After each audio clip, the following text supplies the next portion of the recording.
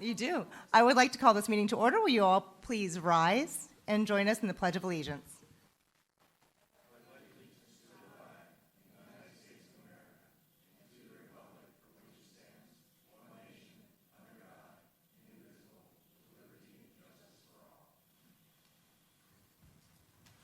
Thank you. Would the clerk please call the roll? Mayor Reed, Here. Vice Mayor Litt, Here. Councilmember Woods, Councilmember Marciano, Councilmember Tinsley. Present. And we want to congratulate Councilmember Marciano. He is not here this evening because he's being inducted as president of the Florida Ophthalmological Association. So congratulations to you, Dr. Marciano. Are there any additions, deletions, or modifications this evening? No, ma'am. Thank you. All right, and we do not have any announcements or presentations on the agenda this evening? No, ma'am. Thank you. Next, we have comments from the public. I have 2 cards for items that are not on the agenda. First, I will be calling Ms. Gina Levesque from the Palm Beach County Commission on Ethics. If you could come up, state your name, and yes, please, right up there. The microphone's there, your name and your address. Thank you. You'll have 3 minutes. Good evening. My name is Gina Levesque. I am the Intake and Compliance Manager for the Palm Beach County Commission on Ethics. Our office goes out once a year to all of the municipalities, and just to show our face, let everyone know that we're around and that we're here to answer any questions that you may have. On your desk, I have given everyone a copy of our Guide to the Code of Ethics, a top 10 ethics rules pocket card, my business card, and a pen, just to let you know that we're around. If anyone ever has any questions or needs anything, please feel free to email or call. I answer the phone all the time, and I will get you the answers. If I don't know them, I can make something up, or I can get one of the attorneys to answer it. Yeah, thank you. Any comments or questions from our council? No. Thank you so much for coming tonight. We appreciate it, and thank you for the information. Next, we have Manalo Calvo. If you could come to the, thank you. State your name and your address, please. You'll have 3 minutes. Good to see you. I'm Manolo Calvo. I live at 1078 Faulkner Terrace in Alton, and I am the president of the competitive soccer and the recreational soccer here in Palm Beach Gardens. I was here last month, and I gave you guys a little bit of an update of what we were doing, and I'd like to follow up on that. First, I want to start off with our recreation program. So our recreation program has opened for registration now for the fall season. We anticipate that we'll probably have over 1,000 kids in that program. We run it twice a year, in the fall and in the spring. This year, the theme for the uniforms is going to be World Cup, because as you guys know, not this World Cup, but the next one is coming to the United States. We'll have them right in our backyard in Miami. And I also want to let you know, each child gets a ball, gets a uniform, and then we have a ton of volunteer parents that come in and make that program possible, along with the board members who volunteer their time to do it, such as myself. Also, we have at the end of the year, for the graduating class of our rec program, we have a college scholarship that we offer. And this year we gave away $25,000 to about 12 kids. So the community is doing good by our kids in that area. Now I want to follow up on the competitive side. I told you that we had out of our elite teams. So we have basically 6 elite teams for the boys, 6 elite teams for the girls, and 3 of each. So in other words, half of our elite teams went to the Nationals in San Diego. They competed very well. They were right in the middle of the pack. And you should know, and you should be proud, that Palm Beach Gardens is getting to be known nationally for their soccer youth program associated with our city. We had probably something like 1,000 kids come to our tryouts for our elite teams. And of those, we turned down about 40% of those kids. So, we're becoming like Harvard, right, in terms of acceptance rate. What else to tell you? So college bound, we have 18 kids that are going to college from our program, one of them to a Division I school, South Carolina, the rest to Division II schools. Out of the 18, is it 18 kids? Yeah, 18 kids. So 12 of them are girls, just so you know. And I did mention last time that our program is very much divided between boys and girls. I mean, almost to the person. And I thank you very much. I'll see you next month. We love that update. Thank you so much for coming in. We appreciate it. Next, we have the city manager's report. Ron, do you have something you'd like to share? Thank you, Mayor, Council. Some information for you and the public tonight. First off, I'd like to introduce Madeline Marconi. She didn't know I was going to do that because if she did, she wouldn't show up. She's the Administrative Services Manager, which means her job is to manage me. So I know you all have sympathy and empathy for her because I'm sure you understand. She used to work in the Office of Media Relations and Public Information with Candace. I stole her from Candace, and she has started on her new career path in management, and we look forward to having Madeline here for a long time. With that, I would like to give my city manager's report. First of all, we'd like to acknowledge July is Parks and Recreation Month. The theme, as you can see, is we rise up for parks and recreation. The department has a lot of events scheduled, giveaways scheduled, cooking demonstrations, the green market, which you don't want to miss. The green market is really super right now. So if you need more information, it's on the website, and we invite you to take a look on Facebook for more activities and things that are going on throughout the month. With that, another announcement that I have is the Palm Beach Gardens Fire Rescue Division Chief of EMS, Corey Bissett, was appointed to the Emergency Medical Services Advisory Council of Palm Beach County. Chief Bissett is the only seat that represents all of the EMS providers in Palm Beach County, and we're very proud, and we want to congratulate Chief Bissett in excellent job and recognition, which he certainly well deserves. With that, I would also like to bring to your attention that Verizon Top 10 Small Cities business that's been, Palm Beach Gardens has been recognized by Fox Business. At this time, would like to share with you the idea that, not the idea, but the fact that Palm Beach Gardens was first in the state, 8th in the nation in Verizon's 2022 Best Small Cities to start a small business.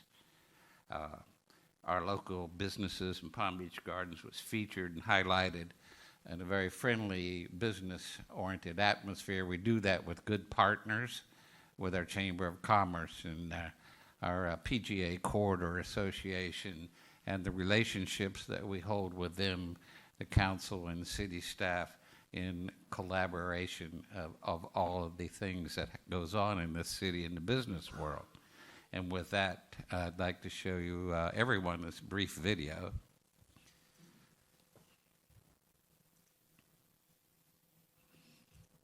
Palm Beach Gardens. It's in Florida, and it has been named one of the best small cities for small business in the country. Guess what? Ashley's there. All right, Ash, what's so special about Palm Beach Gardens?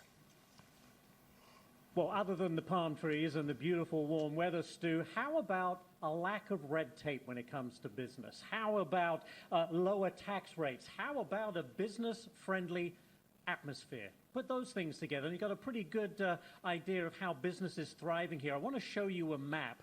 This is Verizon's ranking. They do this every year of the top 10 small cities in America to do business. And take a look at that map, and you can see Palm Beach Gardens all the way down in Florida, the only one in Florida, in fact, the only one on the entire East Coast. No New York, you may notice, no New Jersey, no Connecticut, no California. So bottom line is, why is it so fruitful, if you like, to do business in Palm Beach Gardens? Well, let me bring in the owner of the store here. I'm in a store called Nothing Bundt Cakes, and the owner, by the way, it's pure coincidence that I love Bundt Cakes. Stephanie Kirantes, thank you so much for joining us today. Stephanie, you've been in business now 3 years. Just before COVID hit, how have you done? How's business? It's great. We're thriving here in the community. We have an amazing group of people that want to work and want to spend money. And we also have an amazing government here that's really helped us through the hard times, and an amazing chamber that connects us with people that just really want to be a part of us. So this city actually handed out grants, did it not, to businesses to help them get through COVID. Did you benefit from that? Yes, we were a recipient of a grant. We had a couple really tough months, like everybody else, but the grant really helped us get through that. And then the city and the chamber really worked hard to kind of adapt to what our needs were going through COVID and helping us get through that.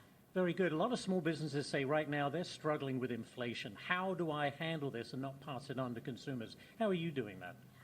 We're actually doing a couple different things. A small piece of that is obviously raising our prices slightly, like we had to, but we've really just adapted, and the city's really helped us connect with more people, because the more revenue we have, the less we have to raise prices, and the more we can sell, the better off we do. So the city and the chamber really are integral in that for us. Very good. Stephanie, thank you very much. So there you have it, Stu. It's not really brain surgery. You give businesses the best opportunity to thrive, and they do. It's remarkable. That's why thousands of people are moving to this very tax-friendly, business-friendly state. Back to you. It's fine for you to say that when you're in Florida. What about us poor people who are up in New Jersey and New York? You know, it's all very different up here. Thanks, Florida. Sorry. Thanks, Ashley. Yeah. We'll see you later. I do say thanks, Florida. I mean, that's entirely legitimate, I think. So I hope you enjoyed that. I know I did. But thanks to our partnership with Chamber and PGA Court Association and collaborating our efforts and all of business-friendly decisions that we make, it's really nice to see the recognition. With that, I'll move on to Tennyson Pickleball Center. They have received a 2022 Innovative Programming Grant Award from the Florida Recreation Park Association. The award is for Loving Serving Autism Therapeutic Camp, offered through the Parks and Recreation Department. That award will be presented at the Florida Recreation Park Association installation ceremony in August 31. See the group of participants there. In addition to that, the Tennyson Pickleball Center was awarded 2 grants from the USTA, Florida Section Foundation.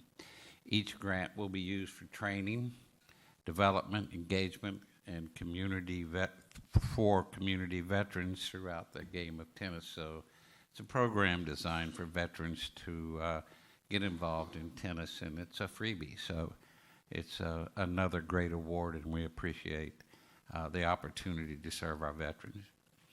In addition to that, it's been a busy month. Sand Hill Crane Golf Club was recently ranked number 4 out of 18 public golf courses this summer in Palm Beach County, of course. Each of these rankings were judged by price, condition, value, scenery, accessibility, and amenities. And I'd like to congratulate our staff and our maintenance crews and operations staffs and pros at Sand Hill Crane Golf Club for that award.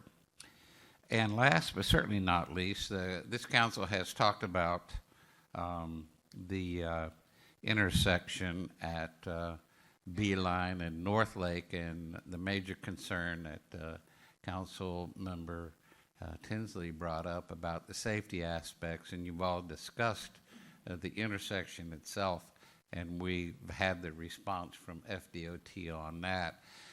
Subsequent to that, there was a discussion about the city inquiring with FDOT about the possibility of the bicycle lanes being curbed and providing more safety for cyclists. You can see the response here. They're saying there's just not enough right-of-way to do that. So, and that was a response we got back.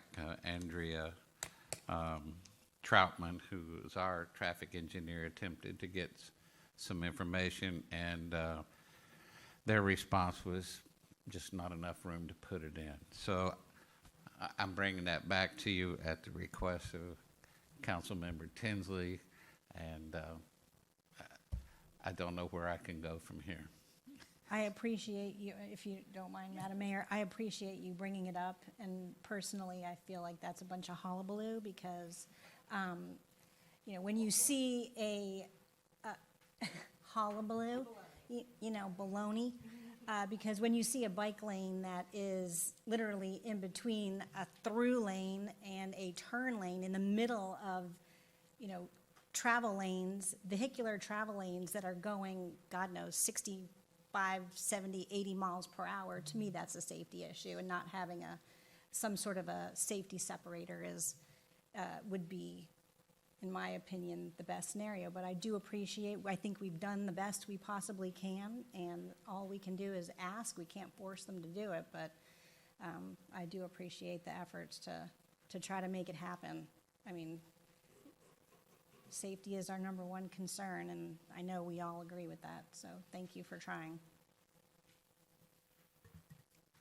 That concludes my report.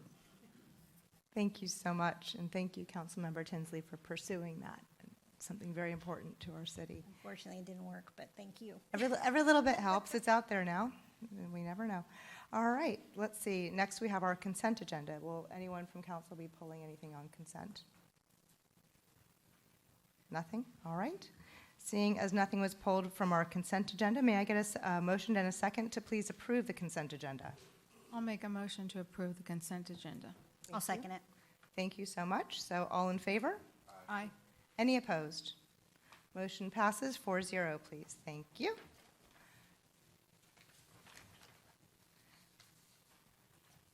All right. Next, we have our public hearing, so I'm going to read the quasi-judicial statement.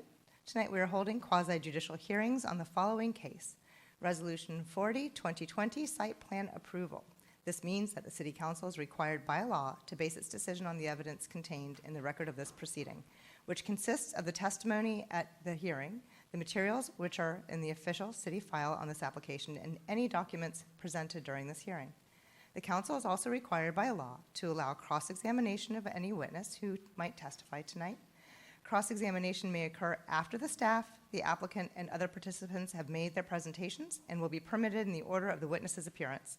It is necessary that anyone who testifies at the hearing remain until the conclusion of the hearing in order to be able to respond to any questions.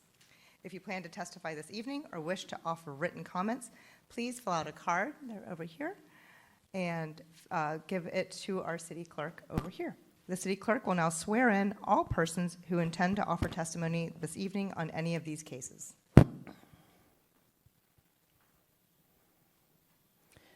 Do you solemnly swear to tell the truth, the whole truth, and nothing but the truth, so help you God? Thank you. Would the clerk please read the title?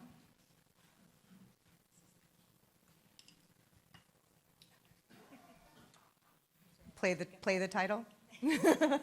Ordinance 6, 2022, an ordinance of the City Council of the City of Palm Beach Gardens, Florida, amending Chapter 78 Land Development Regulations at Section 78-28, addressing committee, by repealing establishment and readopting same as revised, further amending Chapter 78 at Section 78-43, review of applications for development order approval, by repealing Table 1, development order review with note, and readopting same as revised, by repealing subsection I in its entirety and relettering subsection J, further amending Chapter 78 at Section 78-46, application procedures, by repealing subsection E3A and readopting same as revised, further amending Chapter 78 at Section 78-52, conditional uses, by repealing subsection C and F1 and readopting same as revised, further amending Chapter 78 at Section 78-54, public notice, by repealing Note 3 of Table 4, required public notice, and readopting same as revised, further amending Chapter 78 at Section 78-142, PI, Public Institutional District, by repealing subsection A and readopting same as revised, further amending Chapter 78 at Section 78-159, permitted uses, minor and major conditional uses, and prohibited uses, by repealing subsection J1 and by amending subsection J64E2, further amending Chapter 78 at Section 78-181, Uses, by repealing subsection C5D and readopting same as revised. Further amending Chapter 78 at Section 78-191, Outdoor Seating, by repealing subsection D and readopting same as revised. Further amending Chapter 78 at Section 78-196, Operation and Sale of Food from Mobile Food Trucks, by repealing subsection B, D, E, 3, G2, and G4, and readopting same as revised. Further amending Chapter 78 at Section 78-221, PGA Boulevard Corridor Overlay, by repealing subsections D2 and J1 and readopting same as revised.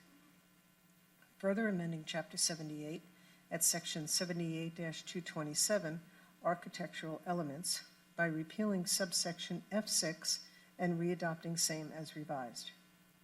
Further amending Chapter 78 at Section 78-261, Art in Public Places Requirements, by amending subsection C, further amending Chapter 78 by repealing Section 78-262, Standards for Artwork, and readopting same as revised.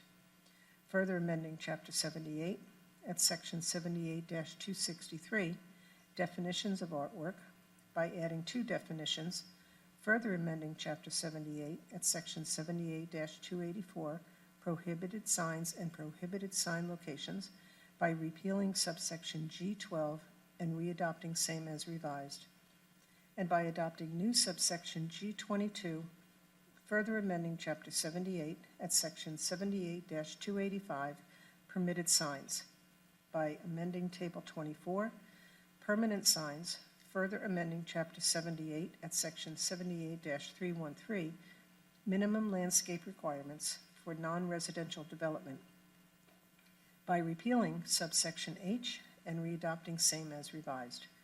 Further amending Chapter 78 at Section 78-316, Preserve Areas, by repealing subsection E and readopting same as revised. Further amending Chapter 78 at Section 78-320, Foundation Landscaping and Plantings, by repealing subsection A, 4A, and A, 4B, and readopting same as revised. Further amending Chapter 78 at Section 78-324, Roadway Beautification Plan, by repealing subsection C, 1A, and readopting same as revised. Further amending Chapter 78 at Section 78-329, Maintenance, by repealing subsection D and readopting same as revised.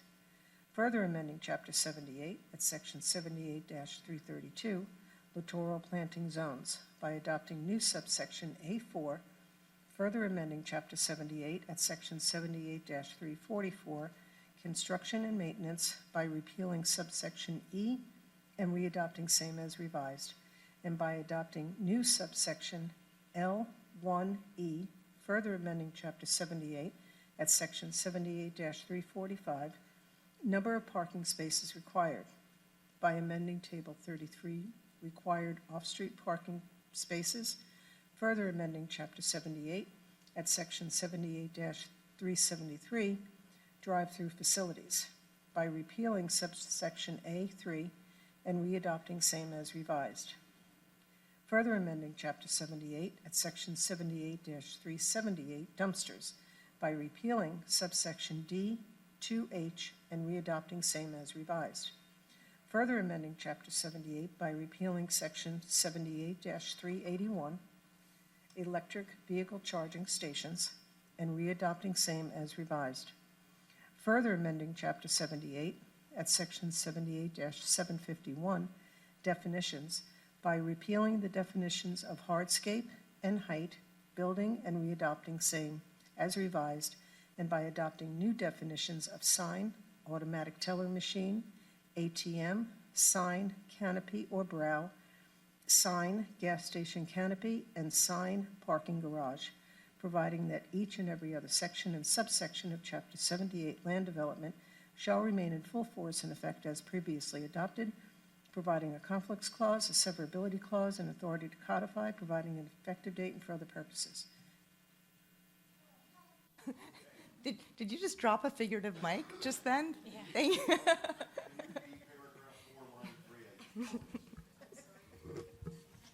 Thank you. Thank you. We're good, right? Yes?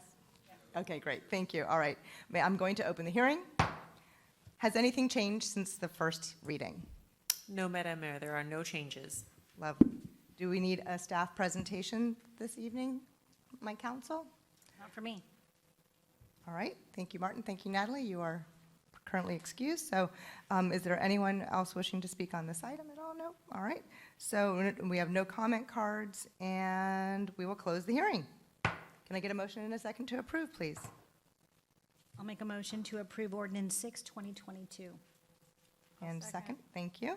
All right, any further discussion? We talked about this before. This is just cleanup, a little housekeeping, so all in favor?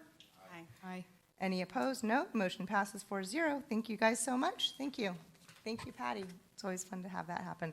All right, we're moving on to our public hearings that are non-quasi judicial. Patty, our clerk, could you please read the title?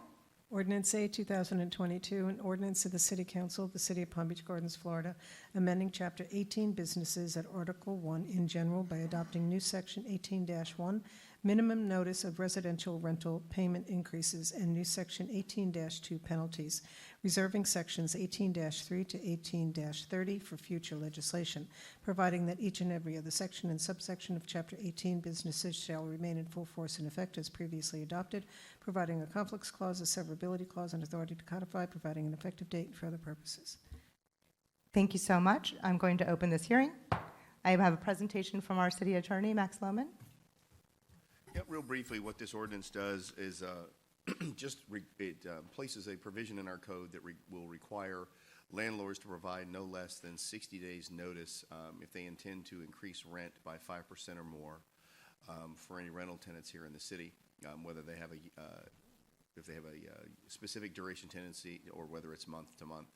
Right now, Chapter 83 of the Florida statutes doesn't provide any such requirement, so we discovered this, the city manager had discovered this, and another municipality had come up with an idea very similar, and so we checked their research and found that it was legally sufficient and thought it was a good idea to bring to the city.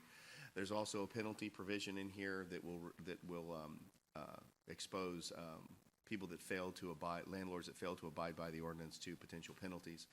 We are going to engage in an education campaign to make sure that the apartment complexes around the city are aware of this ordinance if it gets adopted at second reading in a month.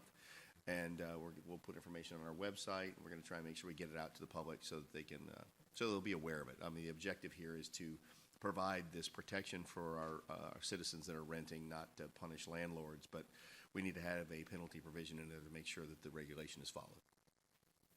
Excellent, thank you. So let's have a little conversation. Carl, is there anything you'd like to speak? Okay. No comments. All right, and go ahead, and then we'll come back for a proper discussion in a moment. I'll wait for the Okay, proper great. All right, good. discussion. All right, we'll come back then. All right, we don't have any comment cards, and so we will close the hearing. Can I get a motion and a second to approve, please? I'll make a motion to approve ordinance 8, 2022. Thank you. I'll second.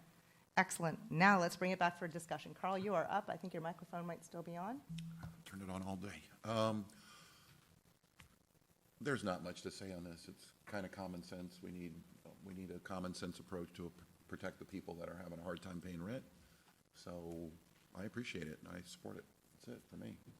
Thank you. Rochelle?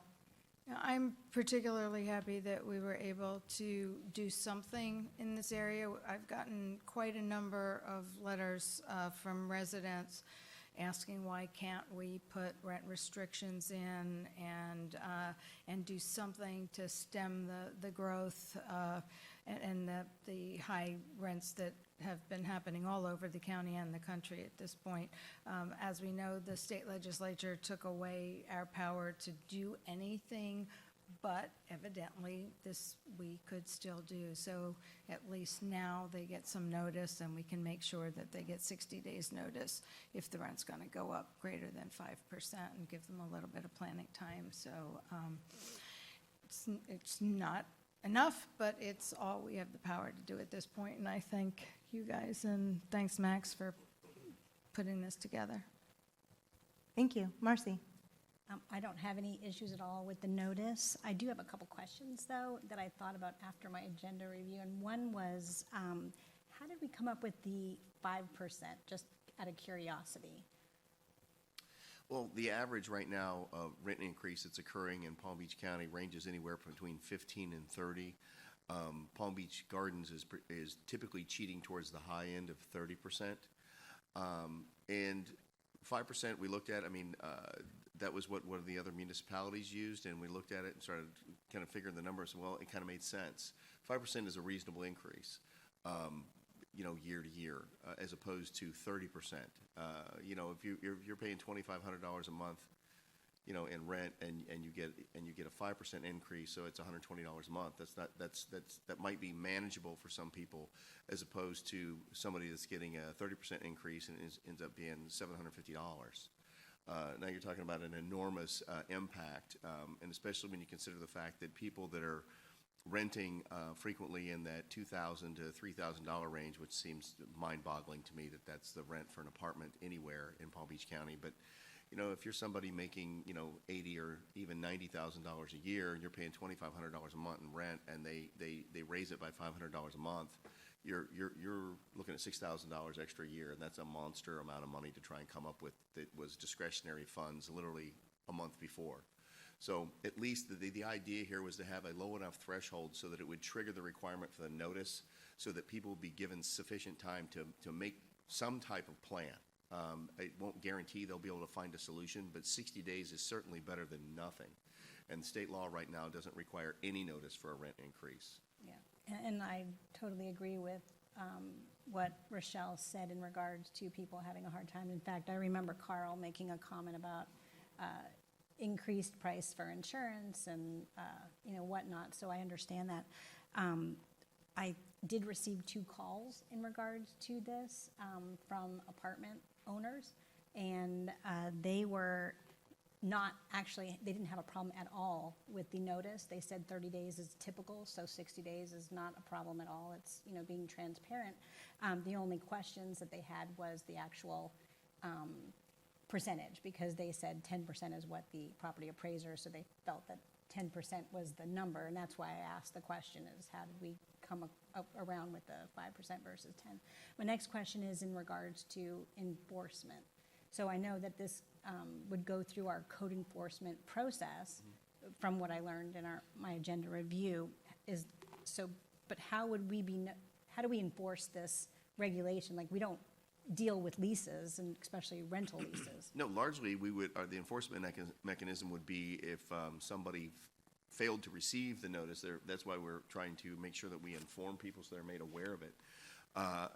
What would happen is if somebody, say I was a renter and I got 30 days notice or no notice, and they just said, hey, oh, by the way, your rent's going up, you're renewing and your rent's going up by $500 a month, and I was paying $2,000 a month before, well, okay, that's certainly more than 5%. If I knew about this ordinance, I could then bring that reality to the city and say, look, this is what I got. This isn't 30 days. Here's the dates, and they can provide the documentation, and then we would issue a notice of violation based upon that. It's going to be complaint-based. Okay, so it's complaint-based. It's not we're going out asking people to submit their leases. Of course. That's where I lost. Yeah, that's what I figured, We is couldn't that's do going to that be even if very we wanted to. time-consuming. We're not going to have a department for leasing now. No, Yeah. this would be complaint-based, and largely it'll rest on the hands of the people that are being victimized by the failure. Okay, and then my last question is, do we know yet how we're going to get the word out to people besides our typical e-blasts? Are there other ways? We have a plan right now where what we're trying to do is work through our code enforcement department so that we can have them, our intent, if this works out, is to have the code enforcement officers deliver a copy of this ordinance to the various apartment complexes that are in each of their zones, because they patrol by zone. And like I said, then we're going to put it on our website and try and get some information out to the public. And so social media and things like that, to make sure that we get it out to the residents, to the renters. Okay, thank you. I appreciate your answers. Okay, great questions, great answers, Max. Thank you so much for doing this so expeditiously and thoroughly. We really appreciate it. And thank you, Ron, for bringing it to council as usual. And it shows again that the city is thinking about our residents, just as we did with our grocery distribution for the gift cards, as we did for rental and mortgage assistance during COVID, as we've also done with our businesses, as we saw, that has also made us one of the top 10 places to start a small business for a small city. So this is just one more step where it shows that we are listening. So thank you. Let's see. Hearing no further discussion, all in favor? Aye. Any opposed? All right, passes 4-0. All right, I guess I didn't need to do that. Next, we have Resolution 33. Could our clerk please read the title? Resolution 33, 2022, a resolution of the City Council of the City of Palm Beach Gardens, Florida, approving the adoption of the city's program year 2022 to 2023 annual action plan application for the United States Housing and Urban Development's Community Development Block Grant, CDBG, funding and a substantial amendment to the city's program year 2019 to 2020 annual action plan for CDBG-CV CARES Act program funding, providing an effective date for other purposes. Thank you. I'm going to open the hearing. I see Olivia Ellison has joined us at the podium. Thank you so much. Good evening, Mayor, Vice Mayor, and council members. I will be presenting Resolution 33, 2022, which covers two proposed items, the 2022 Annual Action Plan and a substantial amendment to the 2019 Action Plan. I'm going to briefly touch on CDBG background. CDBG was established by Congress in 1974. Previously to 2015, the city's allocation was issued to the county until the city reached a population of 50,000 in 2015. Now the city receives and administers the CDBG funds directly from HUD. Every 5 years, we are required to adopt a consolidated plan, and every year we are required to adopt an annual action plan. We are currently working in our second consolidated plan that covers 2020 through 2024, which was adopted on November 5th, 2020. And the priority goals of that plan are the Mary Circle Day and Drive Waterline Project and Project Program Administration. The proposed 2022 Annual Action Plan is the third action plan of the 2020 Consolidated Plan, and we are proposing to continue to implement the Mary Circle and Day and Drive Waterline Project. The Waterline Project is to provide Mary Circle and Dania Drive with portable water.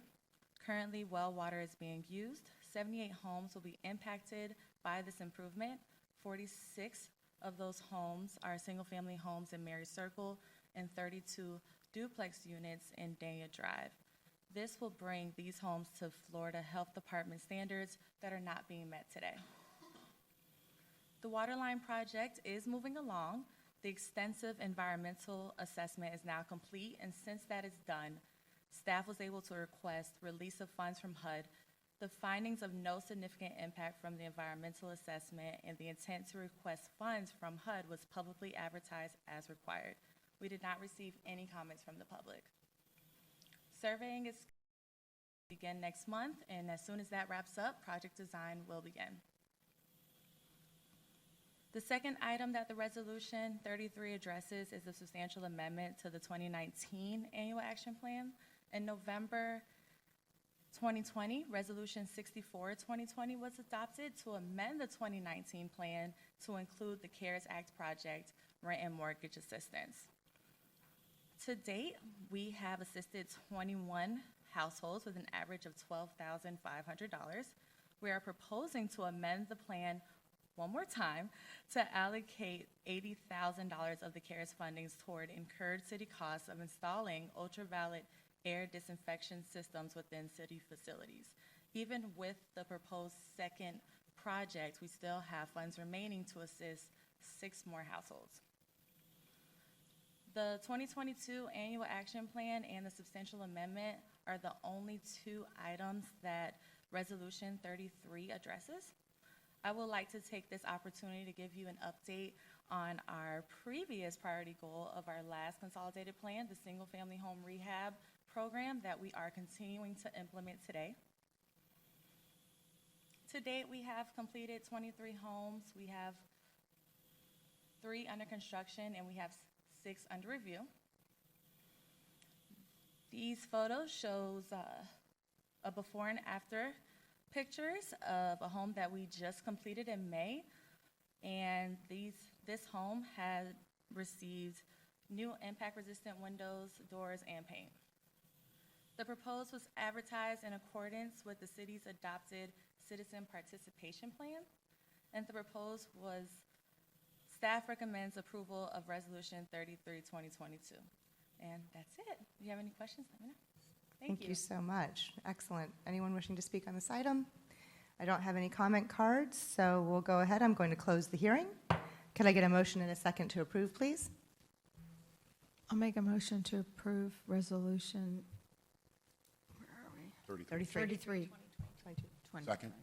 All right, wonderful. Thank you so much. Let's bring it back for discussion. We'll start where we left off last time. Marcy, do you want to go ahead? I'm actually great with it, thank you. No All right. questions. Thank you. All right, Rochelle. Just a reminder, I know it came up during my agenda review. We are phasing this program out on the housing renovations. We still have some that are undergoing, is that correct? Yes, that is correct. And we do have funds remaining for about 2 or 3 more applications for the single-family home rehab program. Okay, so there are still a couple of people, a couple of homeowners who can apply if Still they apply. want. Okay. Yes, ma'am. All right. No comment. No comment? Okay, great. And you said, oops, sorry, the applications have really been trickling in, that it's not as needed. For the rent and mortgage assistance program? No, or for the single-family for the home single-family rehab? home. Yeah, it's been slowing down. Okay, excellent. All right, so hearing no further discussion, all in favor? Aye. Any opposition? No? All right, motion passes 4-0. Thank you so much. Thank you. Great work, we really appreciate it. All right, next we have Resolution 40. So clerk, if you could please read the title. Resolution 40, 2022, a resolution of the City Council of the City of Palm Beach Gardens, Florida, approving a site plan for a utility maintenance facility on a 2.5-acre parcel known as the Seacoast Utility Authority parcel located within residential parcel A of the Avenir Plan Community Development PCD. The Seacoast Utility Authority parcel is generally located west of Coconut Boulevard and on the south side of Avenir Drive. As more particularly described herein, providing conditions of approval, providing waivers, providing an effective date for other purposes. Thank you very much. I'm going to open the hearing. We need to go ahead and declare ex parte. Does anyone need to declare ex parte tonight for this? Nope. No? Negative across the board? All right, let's have our presentation. Have you been sworn in? I have been sworn in. Thank you very much. Good evening, Madam Mayor, Vice Mayor, and council members. Lauren Burnley from Urban Design Studio, here tonight on behalf of the applicant Seacoast Utility Authority. Seacoast is seeking site plan approval for their minor utility use located at their western maintenance facility within Avenir. I'm sure you're all very aware of the Avenir project by now, over 4,700 acres, major development within your city. I'm sure you've also heard the name Seacoast once or twice around here. They're a major service provider, water, sewer, and other services, not only within Avenir, but within the surrounding areas as well. This parcel is specifically known as Parcel A4. It's located south of Pod 15, which you recently reviewed for GL Homes. To the west and south is the Workplace District, which is primarily going to be used for office and professional and potentially medical uses. To the east, you have the Avenir Community Park. It's just south of the Avenir Drive extension and west of Coconut Boulevard. Seacoast and the city have been working very closely over the last year on the design of both of these sites. They really play into each other. This site specifically is going to be home to the city's public safety telecommunications tower. It will share the eastern buffer with Avenir Community Park. I want to make it clear that this use, the telecommunications tower, is not part of the request in front of you tonight, and it will be handled by the city through a separate permitting process. We do show it on our site plan, and we are presenting it tonight to show how the site was designed to accommodate it. The request in front of you tonight is a site plan approval with associated architecture and landscaping, as well as 2 waivers. This is a minor utility use being proposed on this 2.5-acre site. Starting off with phase 1 of phase 2 is essentially a storage yard secured in the middle of the site. There will be 1 access point from Avenir Drive, that will cross over through the Avenir Community Park parcel and then back into the Seacoast site. In this stage, the storage yard will have 2 Connex boxes. One will be utilized for office, while the other is utilized for storage. The other part of phase 1 is a small lake will be constructed on the southern portion of the site. This will be used for drainage for the Seacoast improvements that are taking place. And arguably the most important part of phase 1 is the landscaping. In this area, and bear with me, there's going to be a lot of technical terms here that I'm going to go through, but what's happening here is an 8-foot wide required buffer on the entire perimeter of this property. Seacoast is installing a 15-foot wide buffer on the northeastern, north, west, and southern portions of this site. There is a portion of the eastern buffer where Seacoast is requesting a waiver to reduce it from 8 feet to 2 feet, which is to accommodate the public safety telecommunications tower. This buffer will be 15 feet deep on the majority of the site. And directly in the middle of that 15-foot buffer will be a 6-foot high post and panel wall with canopy trees planted on the inside and additional live oak tree plantings and other landscape material on the outside of that wall. Post and panel wall, 6 feet high along most of the perimeter of the site. On the bottom portion of your screen here is the secured gate that will be at the entry point of this site, and that is where you currently would access from the Avenir Community Park parcel after exiting from Avenir Drive. Before I move on to phase 2, just brief recap of what happened in phase 1. We have a storage yard that was installed, privately secured. This site will not be open to the public. It will be secured from that point on. Southern Lake installed on the bottom portion of the site, as well as the entire perimeter buffer being installed.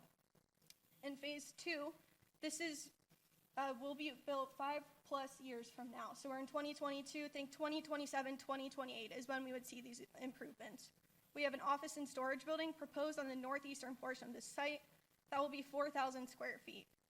Just south of that will be an open air storage building, approximately 5,400 square feet. And the third element of phase 2 is all the facilities that will support this site. We have aggregate storage bins, chemical feed pumping containment, a few types of generators, motor control center. Don't ask me what all those mean, but they're all going to be there. And another important element on this is when the city does develop the Avenir Community Park, it's anticipated that this lake on their property will connect into the Seacoast site. And this allows full utilization of both of these sites and shared drainage amongst these sites.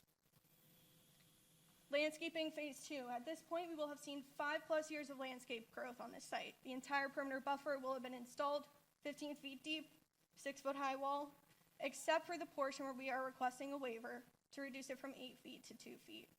You will also see additional landscape plantings north of the wet retention basin shown on the screen, and this is to further buffer any possible view there would be from the workplace district to the south.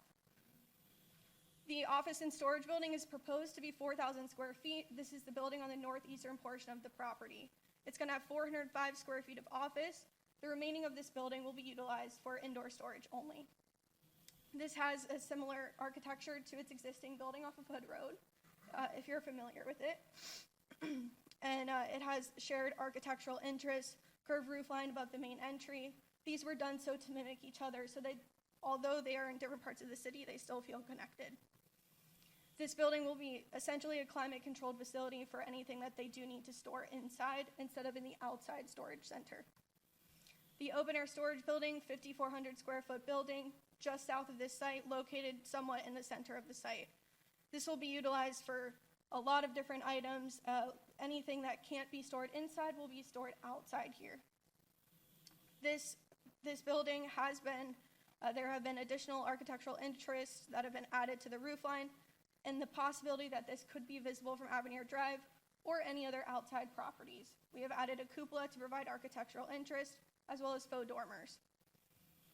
The architectural materials that you're seeing on this site are not only similar with Seacoast's other site, but they're consistent with the colors and materials you're seeing throughout Avenir. The signage that's being proposed is consistent with the Avenir design guidelines as well as the city's guidelines. In addition to the site plan approval in front of you tonight, we are requesting 2 waivers. The first to reduce a portion of the eastern buffer from 8 feet to 2 feet, and the second to eliminate the gate requirement on the dumpster enclosure. I'm going to walk through requested waiver number 2 with you. We are requesting to reduce the waiver from 8 feet to 2 feet to accommodate the city's public safety telecommunications tower. This is an FAA and FCC approved location of this tower, and its access road that is needed to get to it, as well as some of the necessary facilities. We are not able to accommodate the required 8-foot buffer in this area. Due to that, we are installing a 2-foot wide buffer with a 6-foot high chain link fence and a bougainvillea hedge that will grow in to create an opaque barrier. It will have the same effect that a wall would have. Additional landscaping will also be provided by the city on the Avenir Community Park parcel once it is constructed to further that buffer from that side. The second waiver being requested tonight is to eliminate the gates on the dumpster enclosure. This dumpster enclosure is internal to the site, internal to the service yard, and it faces that open air storage building. It is also fully screened and buffered on all 4 sides and would not be visible from outside of the site. On behalf of Seacoast, I would like to thank you for your time tonight and consideration for request of the approval for site plan, architecture, landscaping, and the 2 waivers in front of you. We have Brandon Selly, the Chief Operating Officer from Seacoast Utility here. We also have Tyler Peterson, our site designer from Urban Design Studio, to answer any questions you may have. Thank you. Thank you so much. Do we have a staff presentation this evening? No additional staff comments. Staff recommends approval of the petition. Excellent, thank you. We don't have anyone else wishing to speak or any comment cards, so let's go ahead and close this hearing. Can I get a motion and a second to approve, please? I'll make a motion to approve Resolution 40, 2022. I'll second. All right, great. Let's bring it back for discussion. Carl? I want to listen some more. Can you circle back to me? Yeah, with pleasure. You guys are going to ask a lot of questions, so. Yeah, we I'd rather tend to just- do that. It's wanna- like the nerd corner over here. Yeah. So, yeah, okay.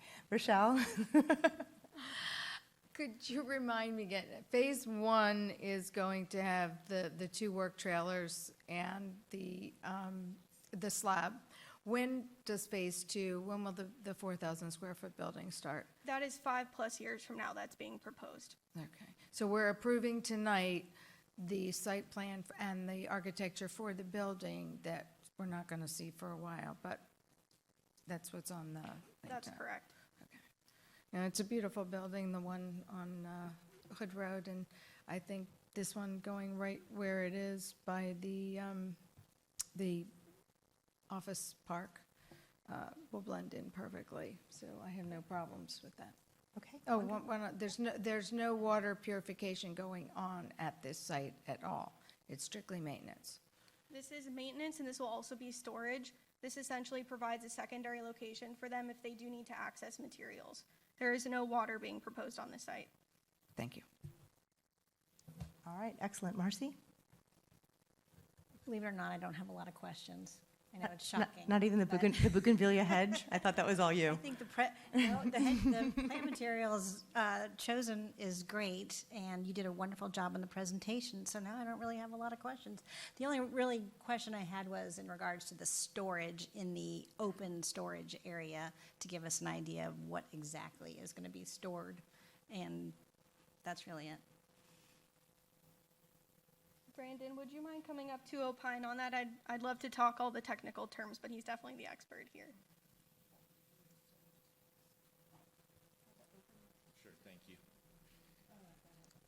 I've been sworn in. I'm Brandon Selly, Chief Operations Officer for Seacoast, and thank you for having us. The storage is going to be primarily generators for lift stations. If we need to have on-site equipment that we would otherwise have to drive all the way back to Hood Road to pick up, that's what it's going to be for. It's storage of equipment, keep it out of the sun, keep it ready, pumps, things like that. Okay. We like that? Yep, good, it's totally fine. Thank you. It's a good compatible use with the surrounding land uses. So, all good. Excellent, excellent. Okay, Carl, we're coming back to you.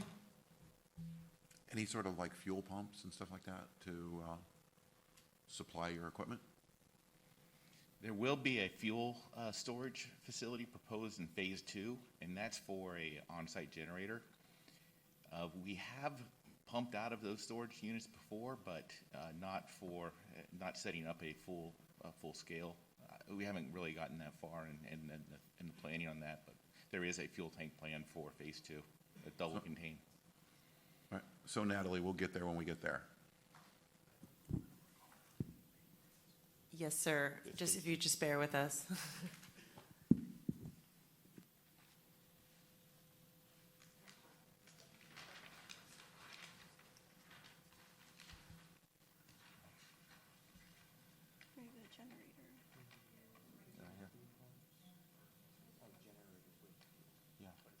No.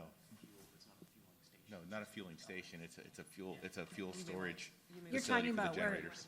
where it says generator with 2 fuel tanks. That's the area you're Right, referring to, that's the area correct? we're talking Yeah, about. that's not in the outdoor storage, though. And it's either going to be a double containment type of a system underneath mounted as a belly tank on the generator, or standalone Connex. It's one of those concrete. We use them at the Hood Road facility. So it's like a replication of what's already existing at Hood Road. Right. Understood. That's not a part of this approval. Yes, it is. No, it Oh, it is. It It is is, a but part it's of it. not, it's not a fuel pump station. It's the generator, and you can describe specifically. Yeah, So it's just so- it's fuel I for didn't the mean to generator. It's not like a fuel pump station. It's just supplemental 'cause- to the generator. Yeah, in my mind, storage means equipment, means fuel, means a Right. gas station, and Yeah. that's not what's happening. That's the only thing I want to clear up. Correct. Yeah, the fuel's just for the generator. It's all part of that compound. Understood. Thank you. Good. All right, good question. Thank you so much. I think everyone else took care of it. I'll say if there's ever an award for aesthetically pleasing utility areas, this would probably win one, so good job. Thank And we you. got to thank staff also for a lot of the guidance they gave us on the site planning, so thank you. There was Stack Rock, though. Yeah. All right, thank you so much. So hearing no further discussion, all in favor? Aye. Any opposed? Motion passes 4-0. Thank you very much. Thank you guys so much for your presentation and for your time. Moving on to resolutions, if our clerk could please read the title for Resolution 29, 2022, please. Resolution 29, 2022, a resolution of the City Council of the City of Palm Beach Gardens, Florida, adopting a proposed maximum millage rate for the City of Palm Beach Gardens for fiscal year 2022, 2023, setting the date, time, and place of the first budget hearing, providing an effective date and for other purposes. Thank you very much. We do have a presentation. I see Alan Owens is up at the podium. Thank you. Yes, good evening, Madam Mayor, members of the council. For the record, Alan Owens, Finance Administrator, and we're very excited to present Resolution 29, 2022 tonight because we think we have some pretty exciting news regarding next year's proposed millage. Before we get into the details, though, just a little background. The purpose of tonight's meeting is twofold, basically. Number one, to set the maximum millage rate going into next year's budget. This millage rate will be used by the property appraiser when they send out their notice of proposed taxes next month. The second order of business tonight is to set the date and time for the first public hearing. And with that, we'll jump into some of the news as far as the proposed rate. So we're very pleased to announce that staff's recommended rate for next year is 5.32. The operating rate is 5.32, down from the 5.55. That's about a 4.15% reduction. There is no debt millage rate. Just want to announce that the reason we're able to propose this, is that the July 1 numbers that came in from the property appraiser were significantly higher for 2023 than the numbers that we had been using in our projection, our forecast model from a year ago.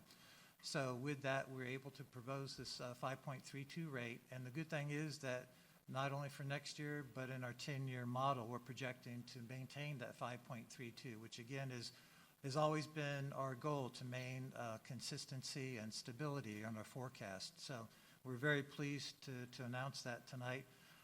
This rate of 5.32 is 8.14% above the rollback rate, which calculated out to 4.9195. And as you know, the rates can be lowered during the hearings, but not raised.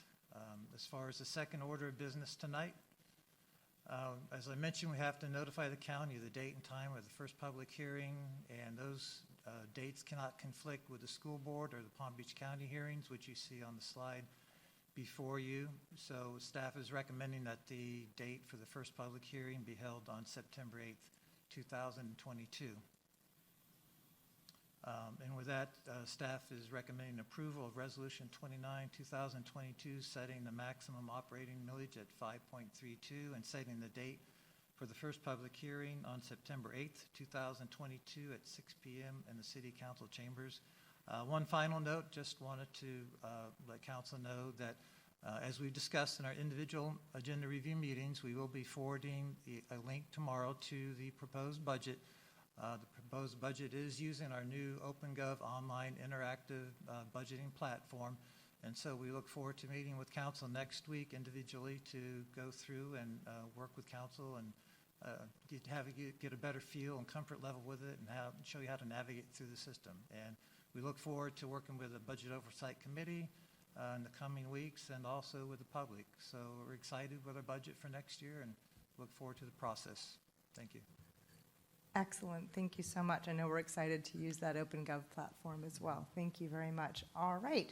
So I don't have any comment cards on this. So if I could get a motion and a second to approve, please. I'll make a motion to approve. I knew you guys were going to. Everybody I wants, knew you were gonna- everybody this is wants so to make this exciting. motion. Motions at the same They're time. fighting over the motion. All right. I would love Just go. to make a motion to On Mark's behalf. recommend approval of Resolution 2020, yes, on Mark's behalf too. 2022, setting the maximum operating millage of 5.32, and also setting the date for the first public hearing on September 8th, 2022 at 6 p.m. In these council chambers. Thank you. And who's going to fight for the second over here? We're we're tickled. We got to give me one. It don't. Rochelle seconds. I second Okay, then I'll go. the approval. All right. So Carl, you get to talk first, please. I don't have much to say. I will say it's so ironic after 6 years of working with Mark up here, he tries to chew it down a nickel here and there every year, and the one time we're actually going to approve lower millage, he's not here. So his whole, whatever. Sorry, Mark. So, Al, we've been so ingrained in the 5.55 vision for my 6 years I've been here.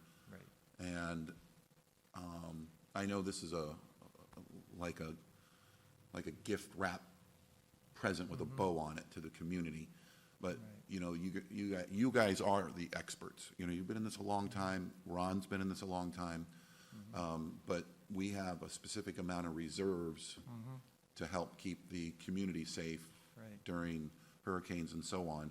And as Avenir grows, you're going to be comfortable with our current resources for now Alton and Avenir.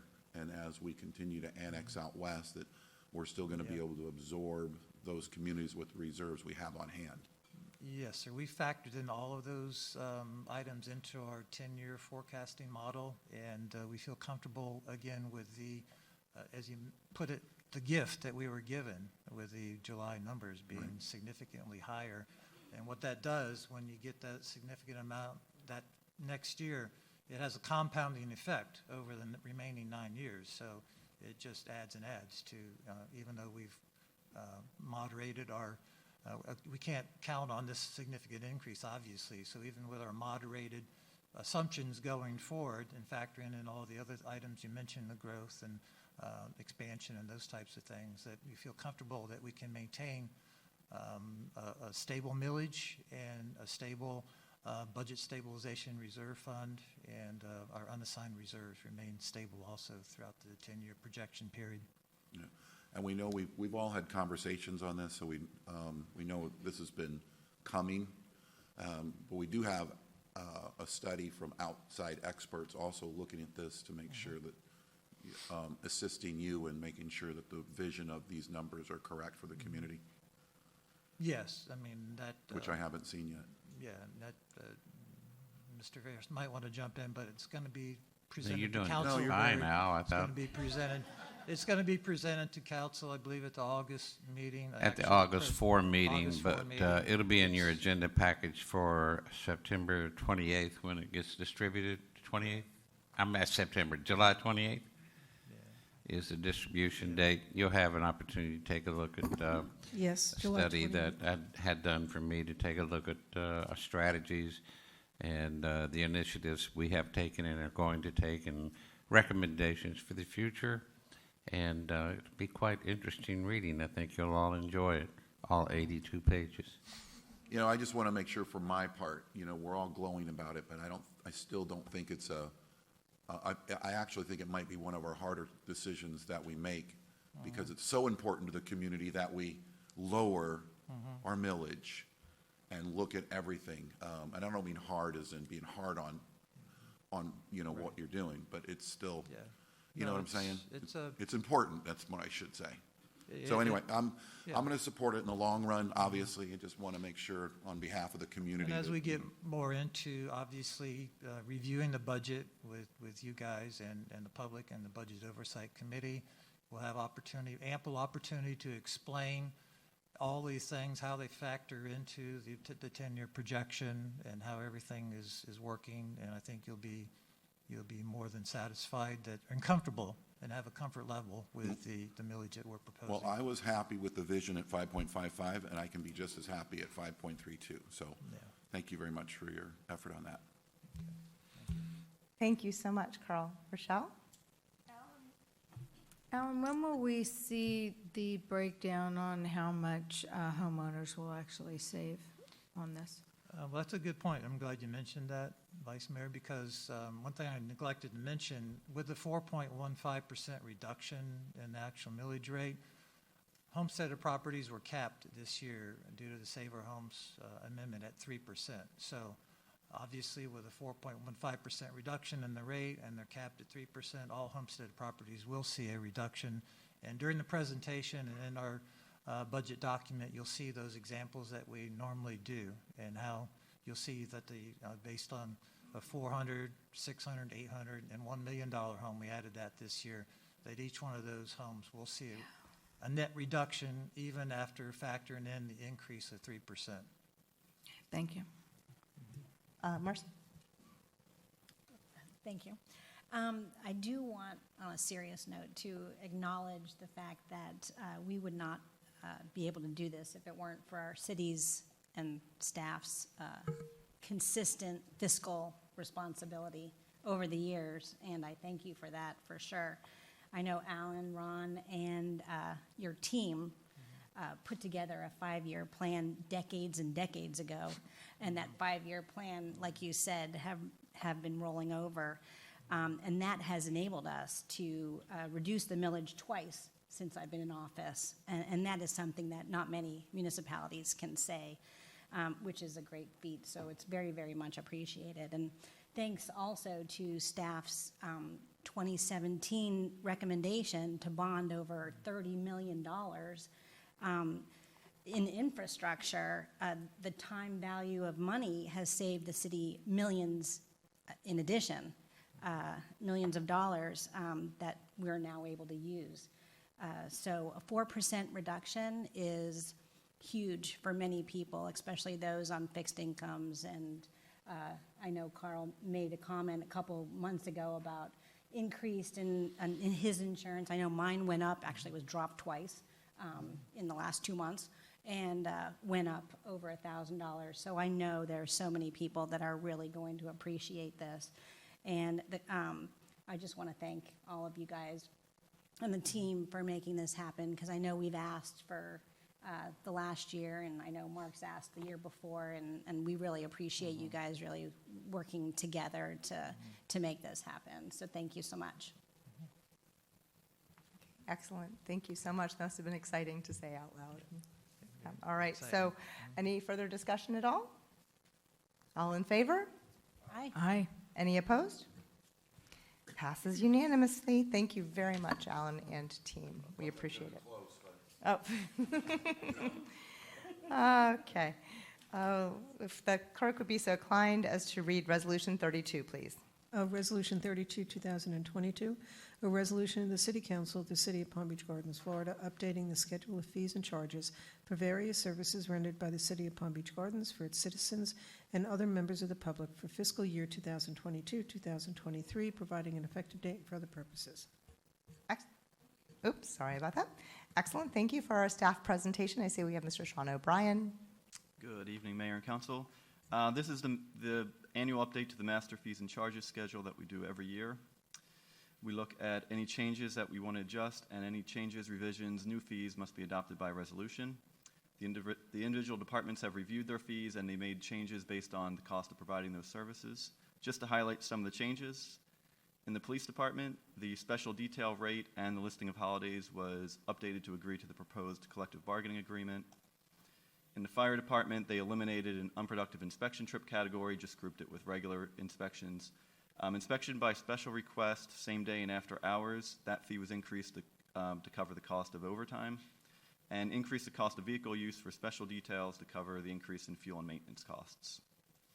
They had one more change to the commercial false alarm fees. You can see it's a tiered fee. From 1 to 3, there's no charge. From 4 to 6, it increased from $250 to $350.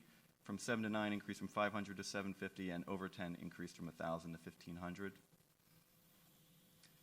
Under Parks and Recreation, they updated a number of fees, and that was to offset the increase in cost of salaries and part-time benefits.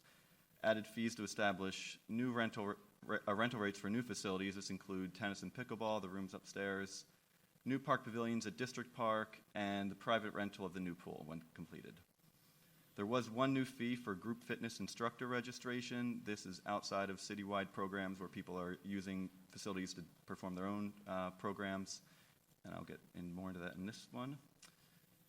Just to highlight some of the significant changes, the fee for a public event increased from 400 resident, 800 non-resident to 800 resident, 1,000 non-resident. The fee for tournament fee rental increased from $300 per field to $350 and $550 for some of the more high-in-demand District Park fields. The Showcase baseball field increased from $350 to $525, and then some of the new fees, you can see the private rental, the main pool would be $600 per resident, $780 non-resident. Tennis and pickleball room, depending on the field or the room picked, the smaller room is $30 a resident, the larger room would be $125 a resident. The District Park pavilions, depending on the size and location of the pavilions, range anywhere from $60 a resident, $72 non-resident, to $100 resident, $120 non-resident. And finally, the group fitness instructor, that would be a one-time, a once-a-year 1,000 registration fee, and every concurring year would be $800. And they would be required to have a business tax as well. These fees would be increased, starting on October 1st, 2022, with the start of the new fiscal year, and copies will be made available online and through the city clerk's office. And staff recommends approval. Thank you very much. I don't have any comment cards on this item, so if I could get a motion and a second to approve, please. I'll make a motion to approve Resolution 32, 2022. Second. Beautiful, great. Let's bring it back for discussion. Carl, you are up. No, I know you guys got to do what you got to do, the cost of everything. You know, these fields aren't cheap, and they get beat. So, to me, this is a matter of city business, and you guys look at the numbers, and you got to do what you got to do. So, you know, it comes up to us, and we'll sign off on it. All right, that's it. Rochelle? I have no questions. I'm good. Excellent. Okay, and Marcy. I'm good. No questions or comments? Shocker. Well done, and it was exciting to see the new pool being added in to some, thank you. Okay, sorry about that. To see the new pool prices coming in for our new pool, and the lap stayed the same though. For those of us who swim laps, that price did stay the same. I know everyone was worried about that. Anyway, nonetheless, so let's go ahead and vote on that. If no further discussion, all in favor? Aye. Any opposed? Motion passes unanimously. Thank you guys so much. Next up is items for council action and discussion or items of interest. So Carl, you've gone first a bunch of times. You're going to have to go last. Marcy, you're up first. I do have a couple items to bring up. One is, I'm not sure if you guys are aware, council, that Jim McCartan from the Gardens Mall will be retiring after over 3 decades of working. As you probably know, he's done so much community service over the decades he's worked at the mall, and I know he's been on boards and he's volunteered with our city, the chamber, I think the Police Explorers, and numerous volunteer and community service that he's done, hours that he's achieved. And I would like to make sure it's okay with you, but I would love to ask staff to help us come up with some ideas to honor him, maybe in the August or September, one of the September council meetings, if that is okay with our council. Let's look into it or bring it to our city manager to discuss with staff. Thank you, sir. Awesome, 'cause Okay. he really deserves it. And the second is we did pass a proclamation on consent in regards to Park and Rec Month. And I know and I feel like our Park and Rec department, along with all of our other departments, has done such a phenomenal job in our city. And in honor of Park and Rec Month, I just want to take an opportunity to thank our past and our current Park and Rec staff for creating such a wonderful, amazing programs in plural. And it would really be nice if we have any available here that they could stand up so we could recognize them. Yeah, thank you, everybody. And I know, yeah, thank you so much, because of you, it really, you guys have really created such a small hometown feel for such a big city that we are. And you are one of the many reasons that we keep winning all of these awards and being picked as #1, which is so awesome. And I just want to take the opportunity to thank you guys. It's a pleasure working with you. That was so nice. Thank you. All right. Absolutely. Rochelle. It seems like it was so far away, but last month, if you remember, we started our council meeting at 5 o'clock, so Chelsea and I could go to the Leadership Palm Beach County Awards because Chelsea was nominated. And I'm excited to tell everybody that Chelsea won the award for Leadership Excellence for the public sector. So, congrats.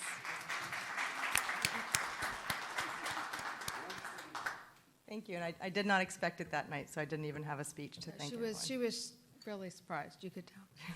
So, I don't know why she was really surprised. We knew she was going to win, but. anything else? No? Thank you for that. Next is our city attorney report. Max, would you like to share anything? The only thing I have is that I expect the county will be filing their reply brief to our, or their answer brief to our initial brief in our appeal. Expect to have that file, they'll expect that will be filed by them sometime, probably Monday. I don't expect them to file it before that. That's their deadline. And then once we get it, we'll go through it and then we'll draft our reply. Did you get approval of oral argument? We haven't asked for oral argument. We haven't decided if we're going to ask for oral argument yet.